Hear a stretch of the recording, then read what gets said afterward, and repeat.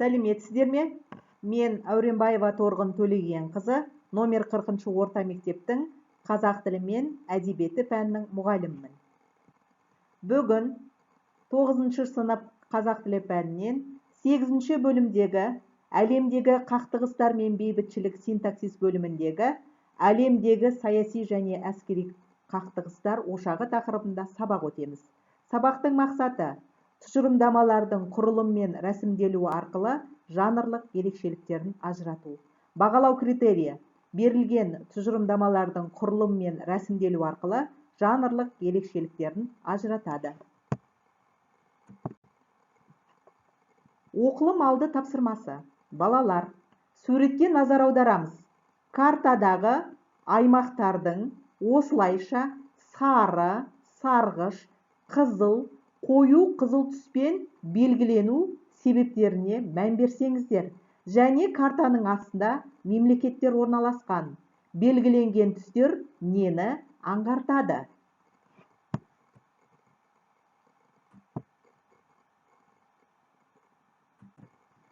Ұсынылған суретке талдау жасап көреміз. Мәтіннің түрі пайымдау, стилі публицистикалық стиль. Рәсімделуі картадағы аумақтар түрлі түсті бояулар арқылы белгіленген. Сол бояулар арқылы мәтіндегі негізгі ойды анықтауға болады. Мысалы, қою қанық қызыл түспен қақтығыстар ошағы жүріп жатқан елдерді білуге болады.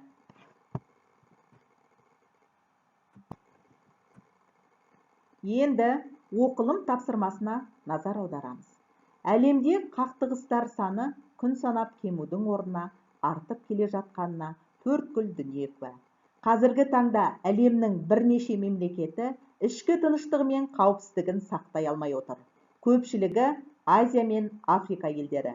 Олардың қатарында Мысыр, Сирия, Ирак, Пәкістан, Ауғанстан, Иран, Ливия, Йемен, Түркиядағы күрдтер көтерілісі, Конго, Либерия, Нигерия, Судан елдері бар.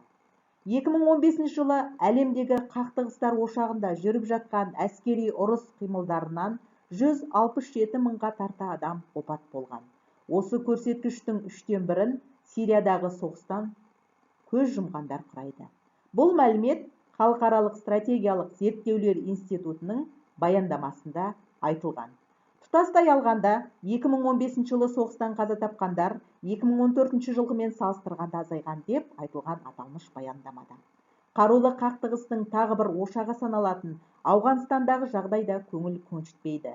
2013 жылы 3,5 мыңға жуық адам ажал құшса, 2015 жылы бұл көрсеткіш 15 мыңға жеткен. Соңғы 3 жылда соғыстан бас сауғалаған босқындар қарасы артқан. 2013 жылы әлем бойынша 33 миллион адам босып кеткен, ал 2014 жылы бұл көрсеткіш 43 миллионға жеткен.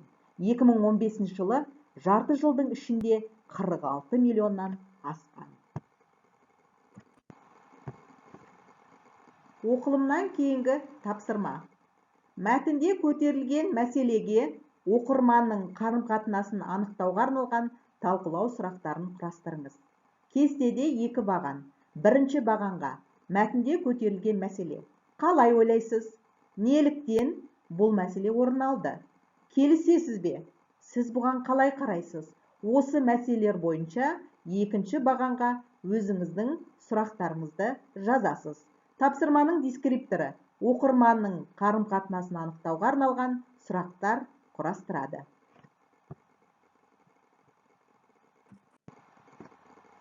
Бекіту сұрақтары.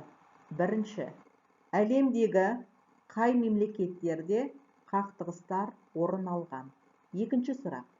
Мәтінде аталған мемлекеттер неліктен қақтығыс ошақтары болып табылады? Үшінші. Әлемдік қақтығыстардың көбеюінің себептері неде? Төртінші сұрақ. Кім кінәлі?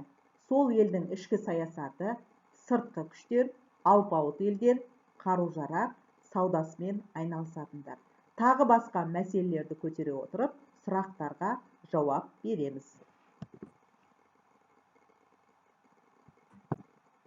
Рефлексия.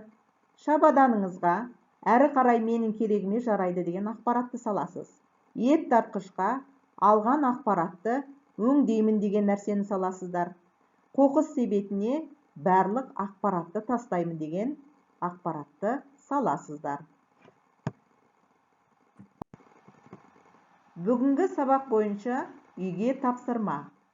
Қақтығыс ошақтары саналатын екі елді таңдап, қосымша ақпараттарға сүйеніп, кестені толтырасыздар.